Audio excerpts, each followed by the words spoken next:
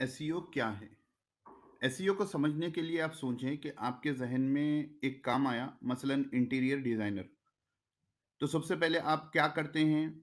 आपने Google open किया अपने फ़ोन में और बेस्ट इंटीरियर डिज़ाइनर इन हैदराबाद आपने सर्च किया। जब आपने बेस्ट इंटीरियर डिज़ाइनर इन हैदराबाद आपने सर्च किया, तो आपको जो है बहुत सारे रिज़ल्ट्स दिखाए गए।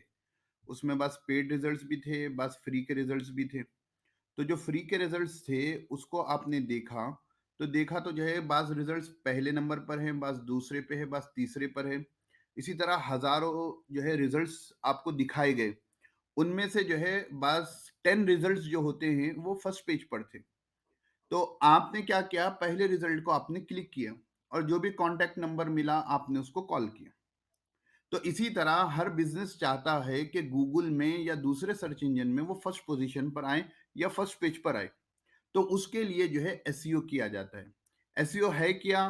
तो SEO is the process of, SEO एक प्रोसेस है, यानी रेगुलर बेसिस पर किया जाने वाला प्रोसेस है। किस लिए किया जाता है? Of improving the search engine ranking. आपके वेब पेजेस की सर्च इंजन रैंकिंग को इंप्रूव करने के लिए, रोज अच्छे से अच्छा बनाने के लिए।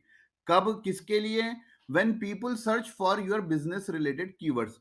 जब लोग आपके बिजनेस रिलेटेड कीवर्ड्स को सर्च करेंगे, तो उसके लिए आपकी वेबसाइट के ट्रैफिक को, आपकी वेबसाइट को ऑप्टिमाइज कर कर अच्छे से अच्छे रैंक पर उसको पहुंचाने के लिए।